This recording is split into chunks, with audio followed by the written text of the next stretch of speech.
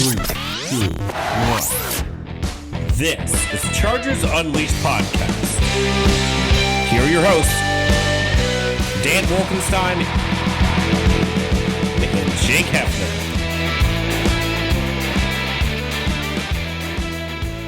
Welcome to another edition of Chargers Unleashed. Jake Hefner and Dan Wolkenstein here with you from the LAFB Network. Today's show, of course, is being brought to you by Bet Online and Charger Bolt Family. If this is your first time tuning into the show, make sure to hit that like and subscribe button on YouTube.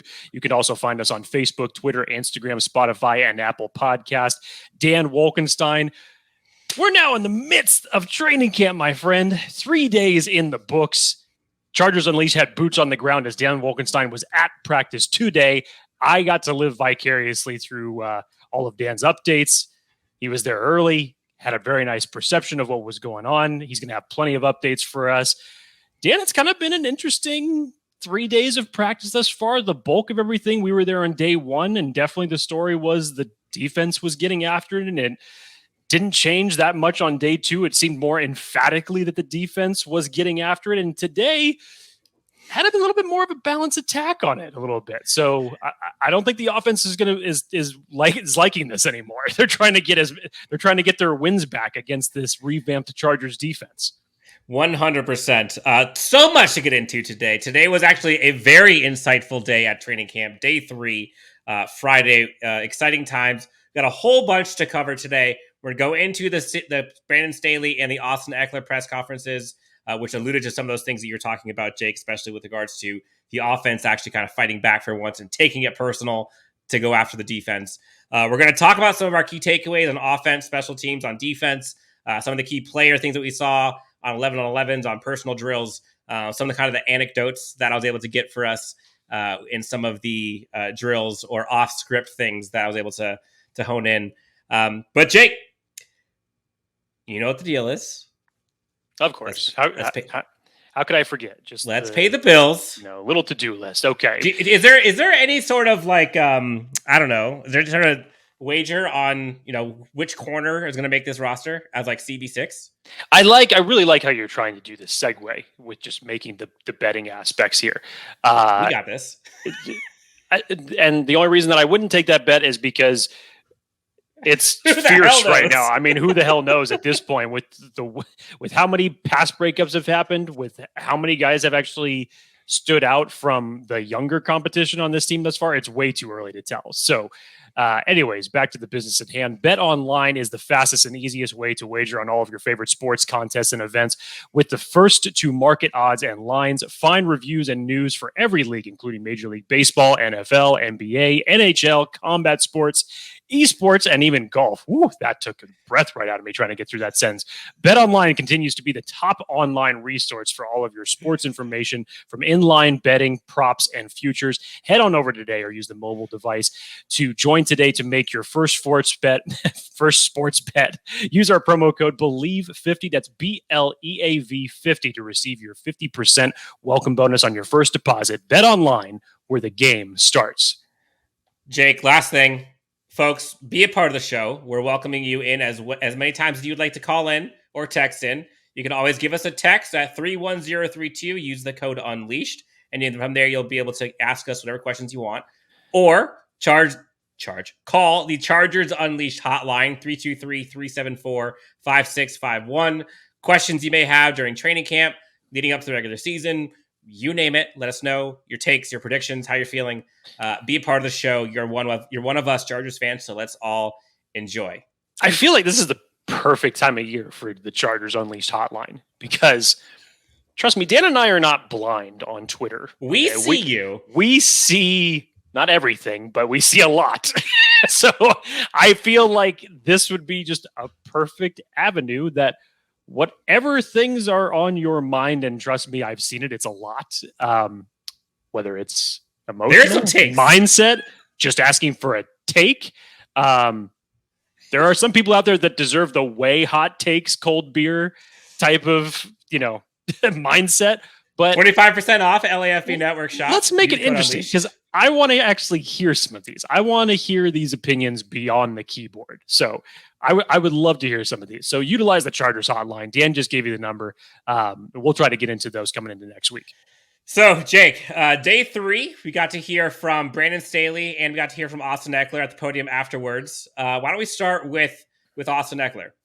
He got into kind of what he's seen from his fellow running backs. He got into kind of what it's been like letting the offense kind of actually take it on the chin the last few days and kind of actually fight back a little bit today, which we'll get into some of the specifics. But plot twist, offense actually showed up today. We got to see some plays.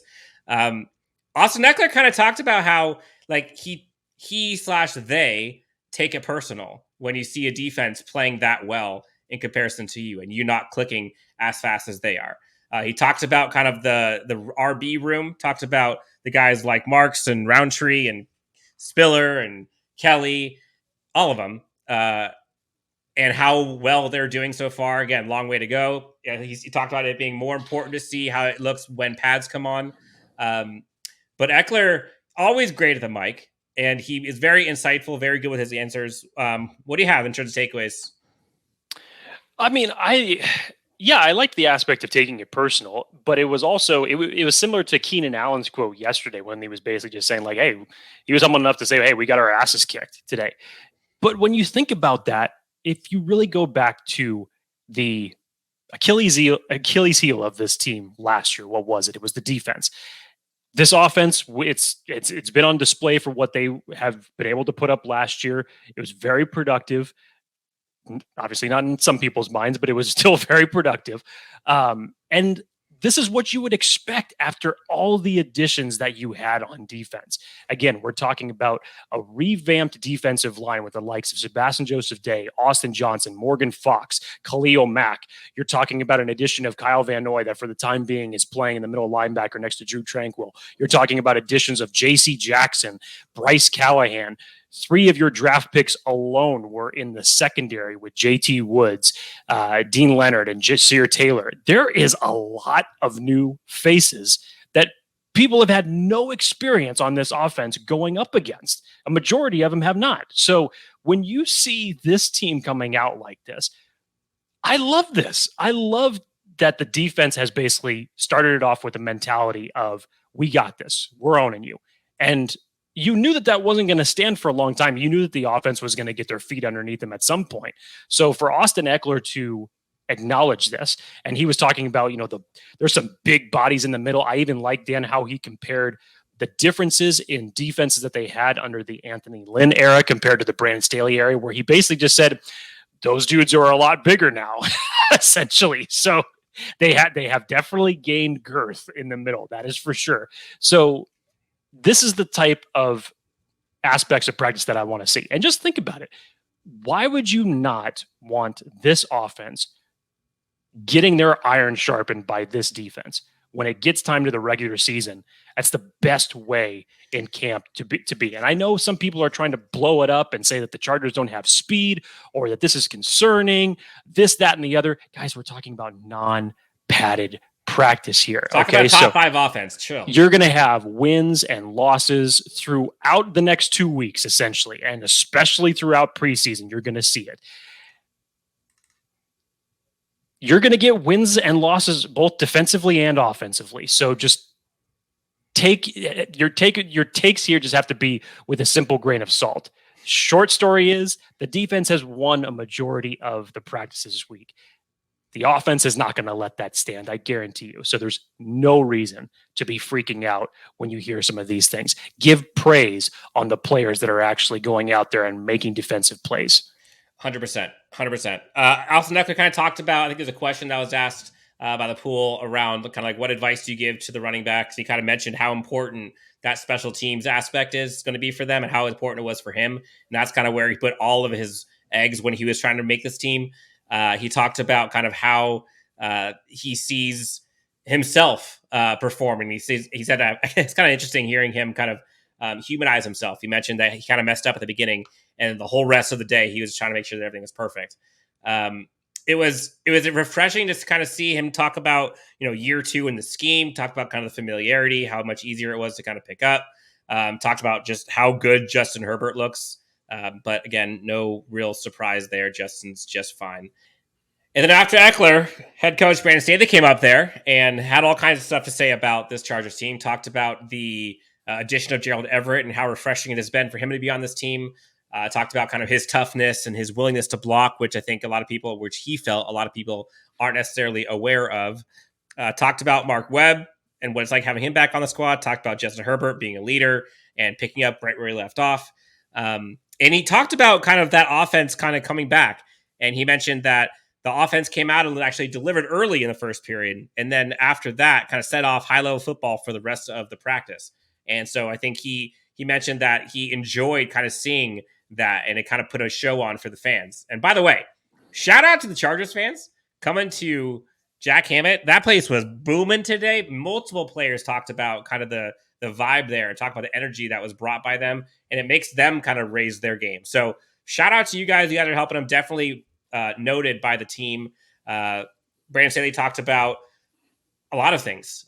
He talked about the ability for kind of the defense to be able to kind of catch up a little bit after they kind of had that initial shock by the offense a bit. Keenan Allen had a great catch today by Justin Herbert, threaded it in between double coverage.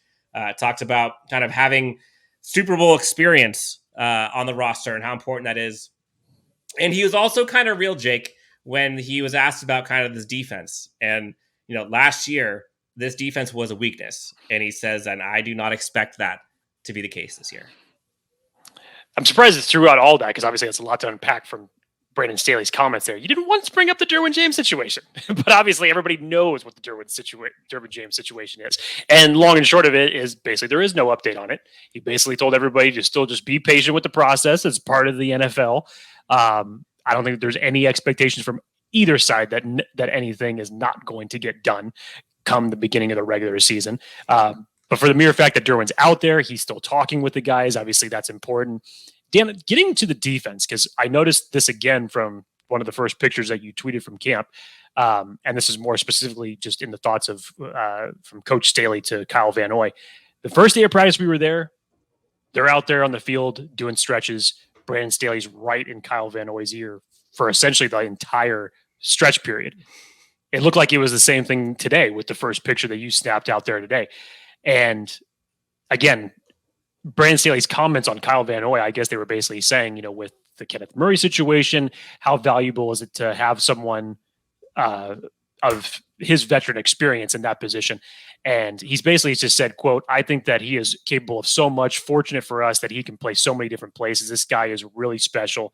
And I think you're going to see, I think you've seen that through the first three practices, the impact that he's had on the team. So I'm interested, Dan. Is it, I mean, I like the fact that he's putting a lot of attention on Kyle, just from a standpoint of, you've seen the side conversations that he's had between Khalil Mack and Joey Bosa. And I think that this is the other focal point here, especially with a player like Murray out. He probably knows that the depth on this team is not the strongest. So he's really, I think, especially, we're still talking about a 4 to 6 week period here before Kenneth Murray ultimately ends up returning. But what do you think, just the value of it? Did you hear anything else there in practice, or did you see anything else just from, the Brandon Staley, Kyle Van Noy connection there?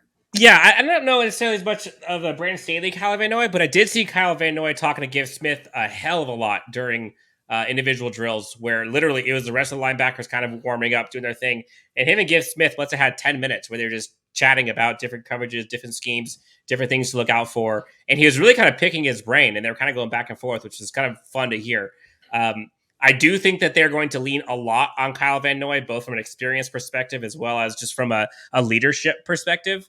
And I think from, a pure communication standpoint, I think he gets it. And so I think they're kind of leaning on him to kind of be that facilitator. Today, it wasn't quite as long of a conversation with Brandon Staley as it was on Monday. But yes, he was there first. But yeah, I think Kyle Van Noy is going to be an integral part of this team. And the crazy part is how late in the offseason they got Kyle Van Noy. And now, looking back, imagine if we didn't have him on this team. Like, that linebacking core would be a huge, huge miss. So, yeah, I mean, otherwise, I think the Derwin James conversation, Jake, like, let's be real. Is it really a bad thing? It's not. That he's gone? That he's not in there right now? He's in the walkthroughs. He's walking around. He's there with the team. He's talking to the head guys. Like, What else do you want? We were all clamoring for him to be in bubble wrap last year. So, like, what's the difference? Look, I know about a month and a half, we were all questioning, is the deal going to get done? Is the deal going to get done? Look, it's going to get done. The actions right now are speaking way more than any speculation ever could. It's going to get done. He's there. He's not holding out. The admiration between both Derwin and the organization is real. There's really nothing to worry about. Just be patient. Agreed. All right, Jake. So anything else from the press conferences before we get into kind of the meat of this, what everyone's looking forward to, which is kind of the highlights from the day, individual players? Yeah, the bulk of this is going to be coming from you. I was able to just scope a few things because obviously I wasn't practice today. So most of this is going to defer to you as far as the observations go. So where do we start, Dan? So interestingly enough, Jake, one of the players on this team walked up to me, and off to the side, you had Joey Bosa and you had Khalil Mack kind of just sitting there picking each other's brains. I believe there was also the defensive line coach there at the time. And this player was walking up to me, and he looked at me and he said, quote, he said, "You may want to get a picture of those two. I think those two are going to be good. Khalil is hungry and Joey doesn't want to be showed up." And he went on to say, like, I might be, antagonizing this. I might be instigating this a bit, but you know what? Whatever, screw it. And Jake, he's not wrong. Like, if you're a superstar, like, you don't want to get showed up. And when you see someone coming in here that's getting attention, like, there's that competitive juice in most of those superstars that are like, oh, hell no. Like, I'm still Joey Bosa. And so I thought it was interesting to kind of see that kind of competitiveness kind of come out. And, everyone's talking about Khalil Mack and how hungry he is. And, I'll show you. But, like, that Joey Bosa guy is not bad either. So some of that, I guess, the kind of high-level takeaways I saw. Offense, I think, had a lot more juice today. You saw a lot more going from them. You saw key plays from Mike Williams. I think there was a nice Keenan Allen catch down deep, which was a thing double coverage in between. I think it was Adderley, and I forget who the other player was. It was Adderley and Gilman. Yep. You saw Guyton actually get some revenge on Dean Leonard from Monday. He was actually able to make a nice deep catch and pretty contested coverage on Dean Leonard. You got to see Ekeler doing a little bit. But if we're being honest, and if we're looking at it in totality, like, I still think on the whole, I think the defense probably won today. And it was pretty wild. There was a lot more action today. Brandon Staley talked about, like, after the offense kind of came out, I think everyone kind of just brought each other's game up a little bit. You see Mark Webb get an interception. You see Bryce Callahan get a pass breakup and then get another pass breakup tip over to Michael Davis. You saw another Damon Lloyd sighting, tackle for a loss, which was pretty darn good. You got to see JT Woods. I think communication was actually very good today. Again, very fast player. But again, like, JC Jackson had a nice breakup. Like, there's a lot of stuff going on where this defense just has so many new guys, Jake, that, like, it's incredible when you see play after play. Oh, that was Morgan Fox. Oh, that was insert new player that has not been on this team for more than 3 months. So on the whole, we'll get into specifics here in a bit, but on the whole, I do think offense did a lot better today. That said, I think defense still was probably the star of the show, but not as much as we saw in the past. Getting kind of into the tactical stuff, you got to see Tre Pipkins out there with the ones at right tackle, which I know has kind of been revolving through. I think Storm Norton had it yesterday. Yeah, it seems like that's kind of like the rotation right now, is that it's between Storm Norton and Tre Pipkins. First day, it was Storm taking on the first part of 11 on 11s. And again, this is all evidence from what Daniel Popper just put in his article today. It went Storm Norton, Tre Pipkins day one on the first part of 11 on 11s. Then it flipped, started day two. It was Tre Pipkins taking the first part of 11 on 11s. And then today, once again, it started off with Storm Norton for the first part of 11 on 11s at the right tackle position. So apparently what he has explained is that this is going to be the norm every day throughout training camp, is that they're both going to flip-flop essentially on their reps. So nothing to look into here. It's all part of the process. Yes. I'm just going through my notes here. There was one play on defense, Jake, where Asante Samuel Jr., who is a good at least 4 inches, probably more, shorter than Mike Williams, stride for stride, I think had a nice pass break up there. And then I think I also had another one. I believe it was either 7 on 7 or 11 on 11, had a pass breakup on the corner route from Josh Palmer. We had to break that up. And man, like, Asante Samuel's just, he picked up right where he left off last season, and he looks even better. Some of the drills that you see him doing, especially him and Asante and JC Jackson, the physicality that they bring, and kind of that the dog in them that you hear a lot of people talk about, like they bring it. And then when they get to 11 on 11 and go against the offense, it's just a whole nother level. So I do think in my eyes, like those two corners are a step ahead, like a very big step ahead of the rest of the corners. There was one drill, Jake, where the corners were basically going up against each other, and one was simulating being a wide receiver, and they were essentially simulating press coverage. And you see J.C. Jackson, and then afterwards you see Asante Samuel Jr., and then afterwards you see like a Dean Leonard and a Mike Davis, and you see all of the corners and safeties. By far, J.C. Jackson, Asante Samuel Jr. were the best at press coverage, keeping wide receivers flat and getting him out to the boundaries. You saw a lot of the corners that simply weren't doing that. They would get pushed back 4 or 5 yards, not going to the boundaries. Coaches will come back and talk to them and be like, "Hey, you got to keep it outside." So secondary looks good, man.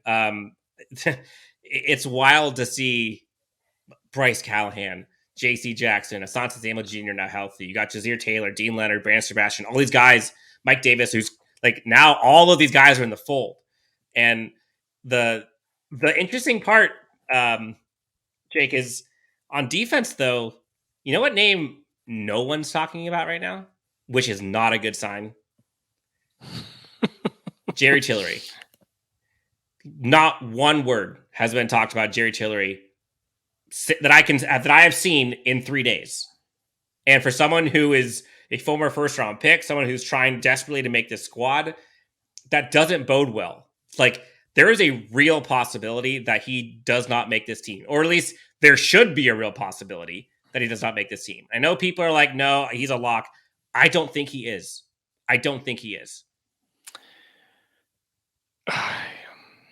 I mean, I'm with you, Dan. I personally don't think that he is. I think that when you look at just the fact of what the Chargers did in free agency to bring in Austin Johnson, Sebastian Joseph Day, Morgan Fox in that position, and then to have guys that you know that are right behind you, and Brennan Fehoko, Forrest Merrill, you even have Joe Gaziano on the first day of practice having a tip drill to himself and getting an interception.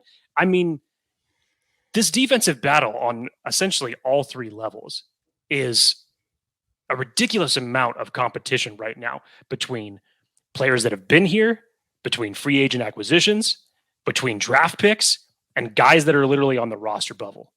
That is a lot of heads to take account of. And when we're only talking about a 53-man roster here, there's only so many spots you could do.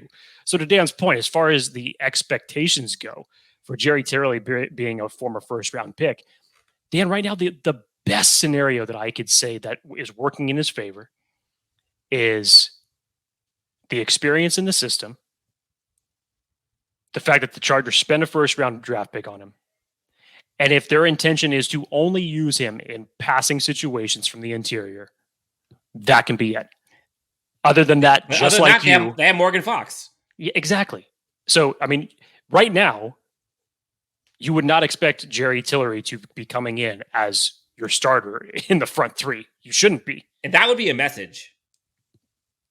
And we kind of felt that Brandon Staley has kind of sent the message going all the way back to mandatory minicamp. I think it's kind of been out in the air a little bit. Again, I still think that those three aspects are what's working in Jerry Tillery's favor as of right now, if he ultimately ends up making this roster. But other than that, to your point, I'm with you. I was there on day one, didn't see anything, didn't hear anything yesterday. And then obviously it doesn't sound like there was much today from him as well. Yeah. Let's see what else here. Mark Webb had a nice interception. We talked about it. Bryce Callahan had a tip pass. Talked about the other pass breakup on Mike Williams. Bryce Callahan is making his presence felt. Like, he was all over the interior in that slot formation. Like, I really like, if he can stay healthy, man, like, Bryce Callahan might be low-key one of the most underrated signings, along with Kyle Van Noy, that the team had this year. I think you kind of may know what your starting cornerback scenario here is going to be. It's going to be J.C. Jackson, Asante Samuel Jr., and Bryce Callahan pretty much has the slot position on lock as of right now. Will that obviously rotate? Sure. When you have guys that are versatile enough, like Asante, who can play inside or outside, when you have guys like JT Woods that can man different parts of the secondary, obviously Derwin James is your ultimate chess piece. And eventually you're definitely going to get Mike Davis in there in some capacity. So it's just, to Brandon Staley's point that he said on day one, can never have enough corners. Yeah. And it's a beautiful thing right now. Yeah, we got to see Larry Roundtree out there today. He was playing with the one, so they're cycling in running backs. So you got to see, I believe it was Joshua Kelly there the first day. Today we got to see Larry Roundtree out there. And then Jake, let's talk about putting for a second. I was out there with the stopwatch today. Yesterday, I thought Wednesday, excuse me, I thought there was a stopwatch as well. Today I was looking at hang times. And Jake, I'm telling you, and I'm telling listeners, watchers, viewers, whatever you guys are doing on this episode, J.K. Scott's punts are much better than Ty Long's. Whether we're talking in practice, whether we're talking in Kauai, whether we're talking on an island, I don't care.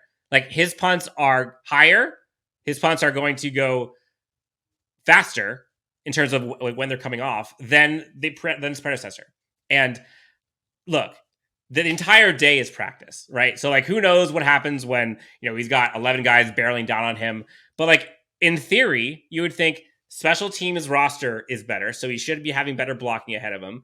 He's getting the ball off faster, and he's also getting more hang time than what we had last year.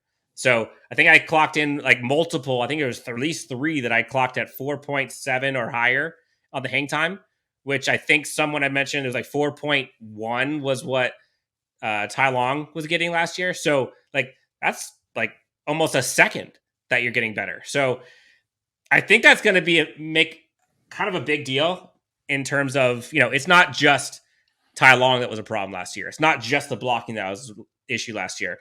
I think a lot of things are getting solved, but I think the punting is going to be better.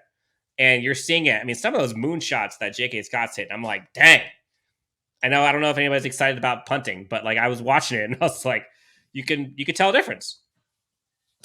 I won't comment on anything on the punting because obviously I wasn't there to witness it, so I will not pretend to, act smart, man. Otherwise, or smart, because I'm not. That's for damn sure. But I will say this, Dan. What I have observed and what I have read and what I have noticed is that the special teams drills through the first 3 days of practice, you can go all the way back to when we were in training camp last year, and how much emphasis of the practice was on special teams last year. Legit. It was like half an hour, wasn't it?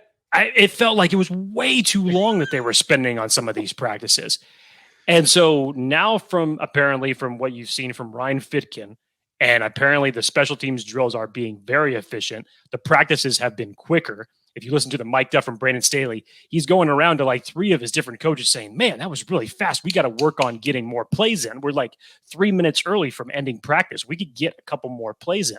So these are some of the things that you've been taking away that I think Staley has learned from his first time coaching last year. And obviously you bring in a little bit more efficiency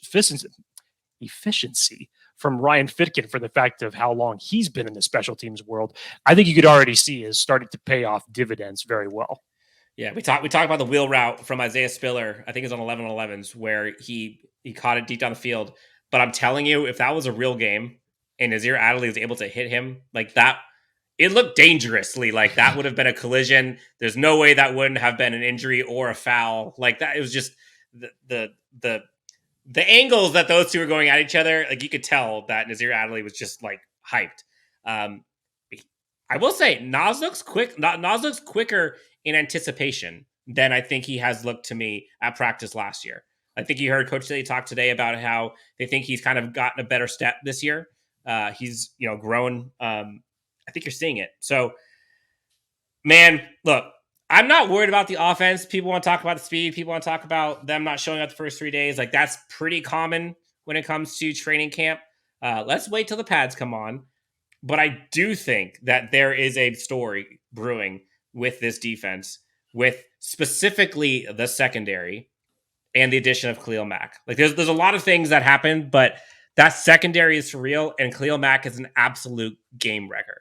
Like I think Austin Ekeler talked about him being able to be destructive and be a force on the defense. Like, you can see it. He kind of collapses down your tackles and guards very quickly. And that gives so much more space for the other guys. It's funny, we're talking the other guys like Joey Bosa, which is ridiculous. The other guys. So, today was a big day at training camp. I think we got to see a lot more intensity than we got to see in previous days. And I think we got a little bit more competition. So overall, good day. I would say on the whole, offense probably lost the game. If we're making this a game score, probably lost it 20-10, but better than the 20-3 than it was before. So, again, obvious room for improvement. You got Saturday for training camp, and then Monday, Jake, first day with pads. And that's going to be a whole lot. You're going to see differences there in the linebackers. There are going to be differences there where you can actually start to gauge like how physical is a new guy like a JT Woods, which is kind of a question mark that Brandon Staley alluded to today. Like, he's got the quickness, got the athleticism, but like, how physical can he be? Linebackers, they can finally hit someone. Running backs, they could get hit, get on the ground. So I think you're going to start to see some of that competitiveness, that juice kind of getting ramped up even more. And so, box office, popcorn. I'm telling you, I had a feeling today was going to be a little bit more intense, and sure enough, it delivered. Yeah, I'm excited. I'll be out. I'm going to try to get out to training camp tomorrow. So that'll be the last day before the pads go on Monday, which I'm very excited to see. Hopefully we'll be able to make it out there at some point next week, because look, I just want to watch somebody hit somebody that I just might just tell someone just to haul off and, tackle me into the ground just for the hell of it. Just to I don't think you want that. Just to say, I mean, it's just not anybody in like pads that could come and hit me, obviously. Like, just someone hit me, whatever. It's just like, hey, Khalil. Come on. You remember the way that John Henderson used to psych himself up for games back in the day? Was when he was with the Jacksonville Jaguars. He'd have one of his player personnel in the inside of the locker room just slap him across the face, and then he'd be hyped up and ready to go. Like, come on, dude. You need the smelling salts. That's what exactly. like they say in dodgeball. Vince Vaughn's like, hey, maybe we start slapping each other or something. That's when you know Jake needs football back, is when he starts asking people to tackle him. Yeah. Man. All right, Jake, anything else you want to tell the good people? Again, we're trying to give people a kind of a short, concise day 3 recap. Anything we missed, any kind of key takeaways you want to kind of give for day 3? I mean, you're the one there, so I can't tell if you missed anything or not. So I'm not going to try to assume otherwise. But Dan, I know that we had the giveaway winner this week for the Derwin James mini helmet. And if you didn't win, here's some good news. Screw it, Jake. Let's do it right now. So for celebration of Mike Williams' new contract, Mike Williams also is doing a signing event, Jake. He's actually going to be in Costa Mesa on August 17th from 6 to 8 p.m. at the Our Bar and Kitchen. Again, Our Bar and Kitchen, 2000 Newport Boulevard. That's in Costa Mesa, 92647. You're going to see Mike Williams. He's going to have a public signing event. The event is completely free. Go ahead, show up, check it out. If you want something signed, there is going to be a flyer that we're going to be posting with set prices and things like that, where you can kind of get a meet and greet. You can get a picture with him. You can also get anything you want autographed. But to celebrate kind of kicking off the season, we're going to do a signed Mike Williams mini helmet. All you got to do, we'll put it all on social media, but basically all you got to do is retweet it and subscribe to us on YouTube, and you're in. So we'll put all the details out there on social media, but look out for that. We'll probably be on Facebook, Instagram, and on Twitter. Again, love doing this kind of stuff for listeners and viewers. So Mike Williams is going to be the next giveaway from Chargers Unleashed. And trust me when I tell you, we have some doozies of giveaways coming up afterwards too. So if you don't win that one, if you didn't win this last one, like you're fine. Just keep trying. We're gonna try to get a lot of people taken care of. So Jake, training camp football is back. Saturday. Back. You should hopefully be there. Maybe you get tackled. 90% sure I will be there. Maybe you get tackled. Someone, folks, if you're watching, listening, please don't tackle Jake unless he asks you to do so. Right. Like, don't just like randomly come up and do that. All right. That would be unkind. Right. You want to ask my permission and I say yes, then by all means go for it. All right. All that means to me is that first is going to put a smile on my face and this person listens to the show. That's great. They heard this part. Awesome. Anyways, day 4, Dan, I'm ready for it. So far, the practice has been very encouraging from a defensive standpoint, as it was today with the offense battling back a little bit. Let's see if that trend continues come tomorrow. But we're in the thick of it now. We're this much closer. Believe it or not, the Hall of Fame game comes back next week. Even though it doesn't involve the Chargers, it doesn't matter because I'll still be watching it. Football is back. Yes. For Jake Hefner, you can find him at Jake T. Hefner, myself at Dan W. Sports. Guys, thank you so much for tuning in to Chargers Unleashed. We'll talk to you next time as we continue more training camp coverage on Chargers Unleashed.